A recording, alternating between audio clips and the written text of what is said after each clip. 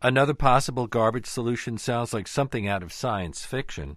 A man in Connecticut has built a machine called a plasma converter.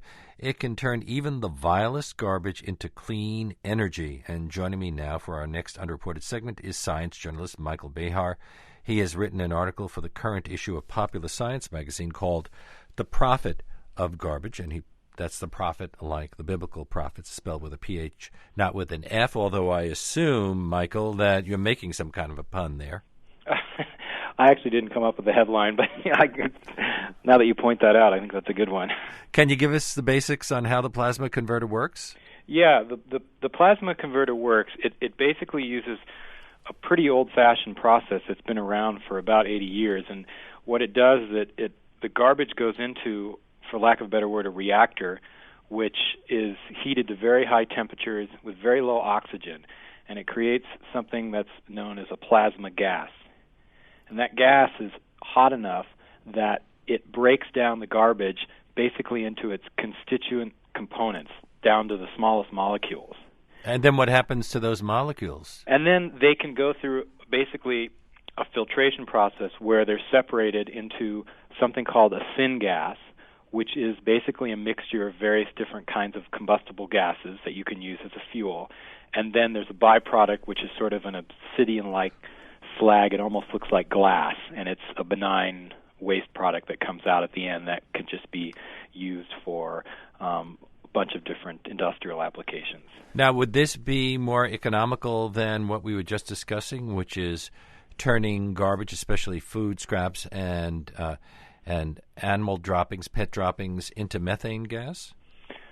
I didn't actually hear that whole segment, but all of these things, especially, really have to be weighed within the environment in which you place them. And I guess what I mean by that is you have to look at what the costs of just getting rid of the garbage the traditional way are, both the cost, to your pocketbook and also the cost to the environment, and balance it out. Sometimes it doesn't actually pay to use this kind of process, but a lot of times it does. Well, you're also saying that for this we don't have to separate things. We can put everything in there, but maybe nuclear waste or something, and it'll work.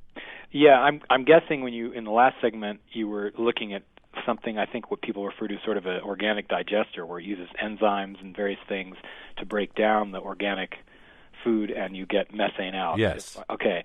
So that actually probably, if once you separated the food out, it actually is very not energy intensive because it's happening in a natural process. The plasma converter obviously requires energy to get going. It needs electricity to run. And so it's a little more energy intensive on the back end, but on the front end it requires none because you don't have to separate out any of the garbage at all. You can throw anything in there, literally shotgun shells and any kind of dirty diapers, anything, doesn't matter. Are there any plasma converters in use right now? They have them sort of all over the world. There's the biggest one that I know of right now is in Japan, and the reason it's there is sort of a good example of why these things work in certain places and not others. Really, where land is at a premium, it's probably pretty hard to run landfills in Japan because there's so little land. So they've got to figure out another place to put their garbage, and that's why in my article I talk about a group from New York City who wants to put one of these on Long Island because on the East Coast land is a much higher premium. It's much more expensive to just put trash in a landfill. What about toxic materials? Don't they have to go somewhere else? This will basically destroy toxic materials. In fact, Joseph Longo, the CEO of this company, has actually sold one of these to the Army, and they have used it to get rid of nerve gas. And he's talking with the Vietnamese government about putting one in Vietnam to get rid of some of the Agent Orange left behind from the Vietnam War. Was I right before when I suggested that maybe the most troublesome waste of all, nuclear waste, would not really work in this? Yeah, nuclear waste doesn't break down, and there's some physics that I'm not going to get into of why, but basically it still leaves you with the biggest problem of nuclear waste is the radioactive component, and that doesn't break down. And so that's probably the one thing that you cannot put in this. You're going to have to find a different place for that. How big is a plasma converter machine? Well, they're totally scalable. So the one that I saw in his lab it's not just a lab, it's actually a giant warehouse, is, probably as big as a Winnebago. And it can do about 5 tons of garbage a day. But you can build it up to something that could do 20 tons of garbage a day. The process that works, that fuels the thing, doesn't really change no matter how big you make it. It just grows in size, and it requires more energy to actually kick it into gear. But it's the same science. But what does that mean? 10 tons of garbage. That would be a small town? How much garbage does... I can't imagine how much garbage New York produces in a day. We know that the average American produces 5 pounds a day. So the people on my block are producing 10 tons. So, a day, no. Because 10 tons, a ton is what, 2,000 pounds? Mm-hmm. Yeah, so I don't think, it's 5 tons a day would be... sort of a small town, small community, maybe. Mm-hmm. And a city like New York would need a lot of these big converters. Yeah, and it wouldn't be the solution for all the garbage, but it could make a big dent in a lot of it. I mean, the city of New York could put in 6 or 7, and what you have to consider is that these could be put in the city itself. Right now, the city's trucking its garbage, sometimes hundreds and hundreds of miles away, to be processed.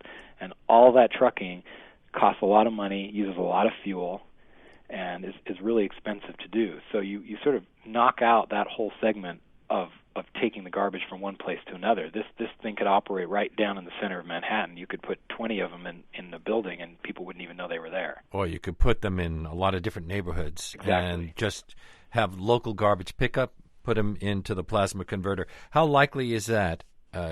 How likely is it that we're going to actually see our garbage handled this way? Well, in New York, the city council, from what I know, has actually been talking with some of these companies, particularly with StarTech, but there's a few others that are also doing this, and sort of looking at it as an option.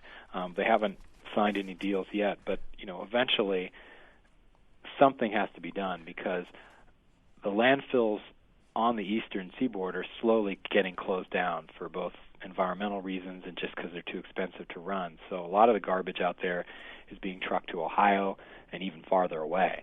And eventually that's just not going to be cost effective. When you told people that you were working on an article about a plasma converter, what did they think? That you were doing a science fiction piece? Well, that's a good question. What's interesting is that, I'd never really heard of what a plasma converter was before I did this process and this article. And actually, the term plasma converter is somewhat invented by StarTech. The sort of scientific term for what the process is called plasma gasification.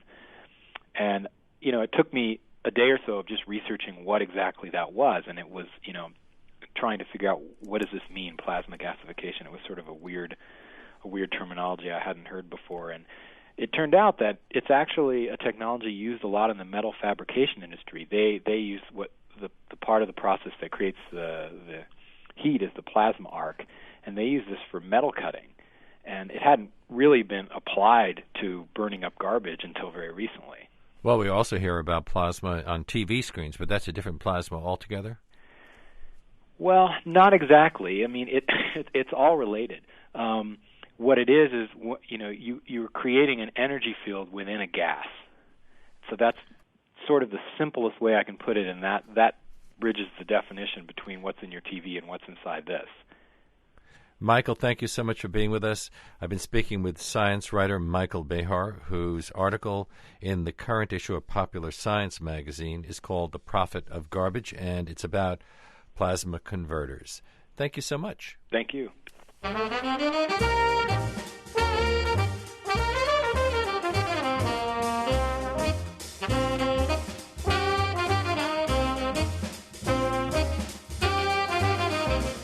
Thanks for listening to the Leonard Lopate Show from WNYC, New York Public Radio. You can hear everything we do and check out our other programs on demand at WNYC.org or on iTunes. This on-demand service is made possible by WNYC and its listeners, so please help support this free service by becoming a member at WNYC.org. And thanks.